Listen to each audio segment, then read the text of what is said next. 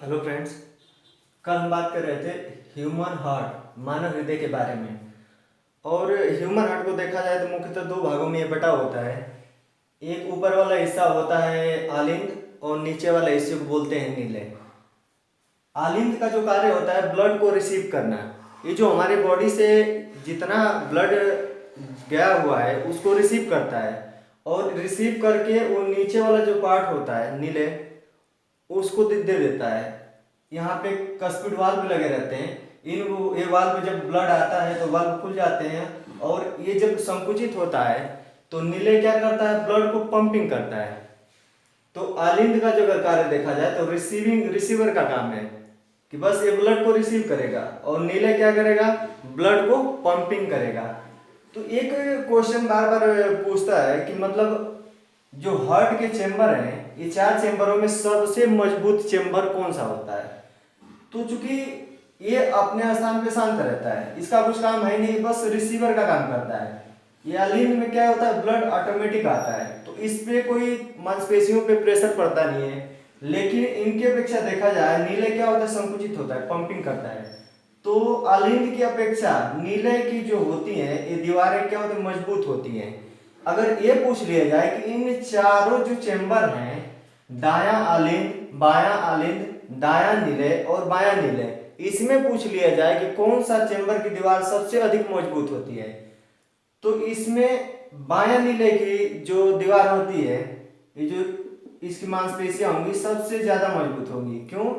क्योंकि अगर यहां से देखा जाए तो ये जो दायां वाला नीला है, दायां नीले का जो ये पल्मोनरी सिरा है, पल्मोनरी धमनी का काम है कि ये ब्लड जो इसमें ऑक्सीजन नहीं मिला उसको ले जाके बस लंग्स के पास छोड़ देगी और लंग्स क्या करेगा, उसमें ऑक्सीजन मिला देगा।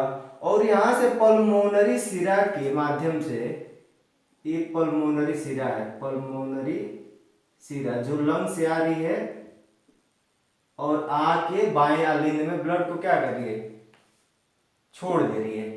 और इसके बाद यहाँ बाइकस्पिड वाल्व है, बाइकस्पिड वाल्व खुल के और ब्लड आ जाएगा बायां नीले में। और ये जो एओर्टा धमनी है जिसको महाधमनी बोलते हैं, इसकी दूरी बहुत ज्यादा होती है। इसका काम है पूरे शरीर में ब्लड को पहुंचाना।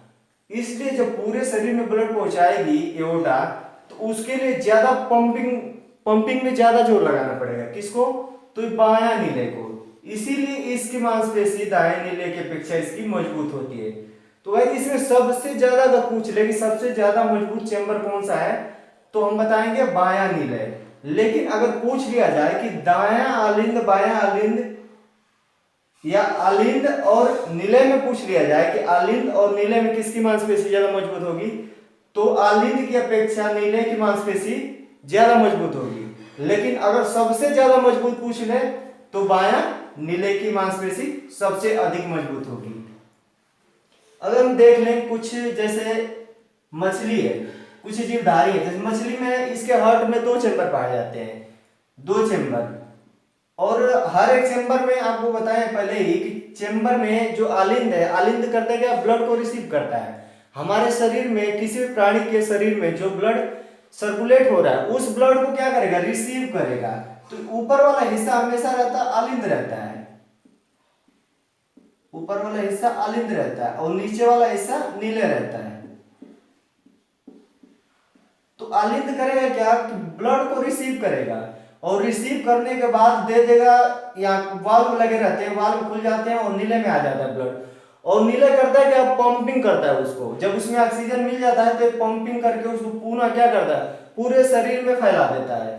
और उभयचरों में देखा जाए, उभयचर और सरीसृप, इनके कई बार प्रश्न पूछा हुआ है कि मछली जो होती है, मछली इसमें किसके हार्ट में कितने चेंबर होते हैं, या सरीसृप पूछ ले या मेढक पूछ ले या स्तनधारियों में पूछ ले। तो गाइस देखिए, उभयचर जो है या रेंगने वाले जीव जिनको हम सरीसृप बोलते हैं, जैसे सांप हो गया, तो इनके हार्ट में 3 चेंबर होते हैं। या मेढक देख ले, कछुआ देख ले, तो ये उभयचर होते हैं क्योंकि जमीन और जल दोनों में रहते हैं, उनको उभयचर बोलते हैं। और स्तनधारी और पक्षी, स्तनधारी पक्षियों में हृदय कोष्ठकों की संख्या अगर पूछा जाए तो पक्षी होते हैं, पक्षियों में 4 होते हैं, 4 चेंबर होते हैं। जैसे हम लोगों मनुष्यों में 4 चेंबर पाए जाते हैं, वैसे ही पक्षियों में भी 4 चैम्बर पाए जाते हैं। और जितने भी स्तनधारी हैं जो अपने बच्चों को दूध पिलाते हैं, उन सब में भी 4 चैम्बर पाए जाते हैं। और इन 4 चैम्बरों में ऊपर वाला हिस्सा आलिंद, जिसका काम है ब्लड को रिसीव करना, और नीचे वाला हिस्सा नीले, जो ब्लड को पंपिंग करता है। ये क्वेश्चन और बार बार बनता है, देखते होंगे जब वृद्धावस्था आ जाती है या समथिंग। आजकल तो खान पान कुछ ऐसा हो गया है कि अगर मानो कि एज अगर देख लिया जाए 35 प्लस हो रही है, तो ज्यादा केसेस मिले हार्ट अटैक। तो हार्ट अटैक होता क्या है, यहाँ पे एक कोरोनरी धमनी पाई जाती है हार्ट से, जिसका सप्लाई जाता है, इसी से वितरिका होती है कोरोनरी धमनी की, एओर्टा से। इसको बोलते हैं कोरोनरी धमनी, कोरोनरी धमनी। और पहले ही हम आप लोगों को बता चुके हैं कि धमनी और सिरा में अंतर क्या है। जिस ब्लड में सिराओं में अशुद्ध रक्त बहता है, अशुद्ध मतलब जिसमें ऑक्सीजन नहीं हो, जो ऑक्सीजन हमारी कोशिकाओं के द्वारा यूज कर लिया गया है, और वो ब्लड ऑक्सीजन रहित है, जिसमें ऑक्सीजन नहीं है, वो ब्लड हमारी सिराएं करते क्या, इकट्ठा करके ला के दाएं आलिंद में क्या करती हैं, छोड़ देती हैं। तो इसीलिए कहते हैं कि दाएं आलिंद क्या है, डीऑक्सीजनेटेड ब्लड का क्या है, रिसीवर है। और जब ये नीचे वाले दाएं आलिंद में आता है, तो यही दाएं आलिंद पंपिंग करके उसको लंग्स के पास ले जाता है। और जब हम सांस लेते हैं तो ऑक्सीजन जाता है उसमें, और ऑक्सीजन जाके लंग्स में एल्वोलाई पाई जाती है, जिसको कोष्ठक बोलते हैं। इनकी संख्या बहुत ज्यादा होती है। इन एल्वोलाई जो होती हैं कोष्ठक, इसमें ऑक्सीजन मिलाया जाता है। और ये पल्मोनरी जो धमनी है, ये पल्मोनरी धमनी है, ये भी अपवाद है। कल ही बताए थे आप लोगों को कि पल्मोनरी धमनी, चूंकि पल्मोनरी धमनी है, धमनी में हम बता रखे हैं कि धमनी में हमेशा शुद्ध रक्त बहता है, जबकि सिराओं में अशुद्ध। लेकिन इसका अपवाद बताए हैं कि पल्मोनरी धमनी है, पल्मोनरी धमनी में हमेशा हमेशा अशुद्ध रक्त बहता है, क्योंकि अशुद्ध रक्त को उठाकर लंग्स में देगा। पल्मोनरी धमनी का काम क्या है कि अशुद्ध रक्त को उठा के लंग्स, फेफड़े के पास पहुंचाएगा, और फेफड़े के पास ऑक्सीजन मिलाया जाता है। जब ऑक्सीजन मिल गया तो वही हो गया शुद्ध रक्त। और शुद्ध रक्त जब यहाँ से पल्मोनरी सिरा उठाएगी और लेके आएगी बाएं आलिंद में, इसको बोलते हैं शुद्ध रक्त। और ये पल्मोनरी सिरा, ये भी अपवाद है, क्योंकि सिराओं में अशुद्ध रक्त बहता है, जबकि पल्मोनरी सिरा में शुद्ध रक्त बहता है। इसको ध्यान रखिएगा, ये क्वेश्चन बार बार बनता है। तो यहां से जब आ जाता है तो या बाइक स्पीड वाल्व खुलता है और आ जाता है बाएं नीले में, और यहां से ऑक्सीजनेटेड ब्लड को एओर्टा के द्वारा पहुंचाया जाता है। अब गाइस होता क्या है कि ये जो कोरोनरी धमनी है, जिसमें शुद्ध रक्त है, ये पहुंचाती है, हमारे ब्रेन का सप्लाई देती है मस्तिष्क को।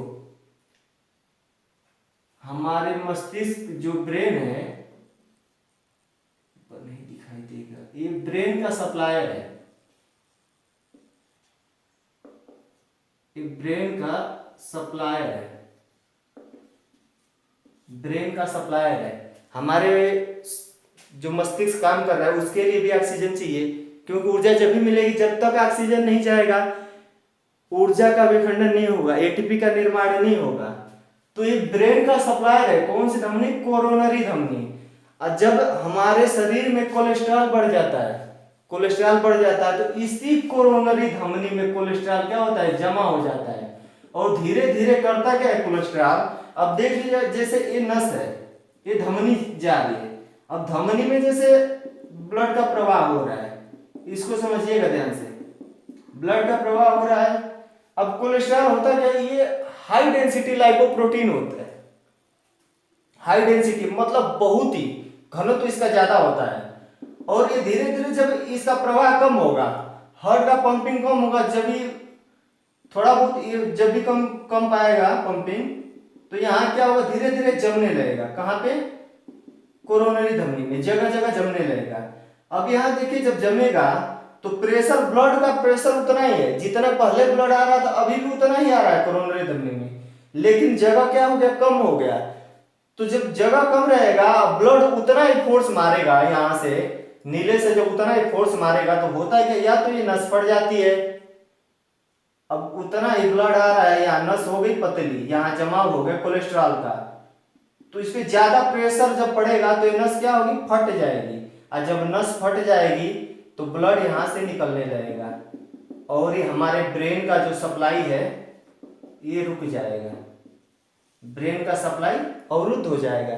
अब ब्रेन का सप्लाई जब अवरुद्ध हुआ तो ब्रेन हमारा काम करना बंद कर देगा, और होता क्या है कि ब्रेन हेमरेज हो जाता है, जिससे इंसान की क्या हो जाती है, डेथ हो जाती है। तो गाइस एक बहुत इंपॉर्टेंट पॉइंट है कोरोनरी धमनी। ये कई बार पूछा हुआ है कि हमारे ब्रेन का सप्लाई किस धमनी के द्वारा दिया जाता है। हमारे ब्रेन में जो ब्लड का सप्लाई है, ब्लड और ऊर्जा का सप्लाई किस धमनी के द्वारा होता है, तो ये कोरोनरी धमनी। शुद्ध रक्त किसमें बहता है, पल्मोनरी शिरा में, और अशुद्ध रक्त पल्मोनरी धमनी। जबकि नॉर्मली देखा जाए तो शुद्ध रक्त धमनियों में बहता है, जबकि अशुद्ध रक्त शिराओं में। ठीक है, तो जितना हार्ट से जितने क्वेश्चन बनने हैं हमने सब उसको बता दिया है, सारे क्वेश्चन बता दिया है मैंने, और इसको तैयार कर लेंगे तो ये हार्ट वाले चैप्टर से एक भी क्वेश्चन इधर उधर नहीं आएगा, इसी में से सारे क्वेश्चन मिल जाएंगे। Thank you for watching.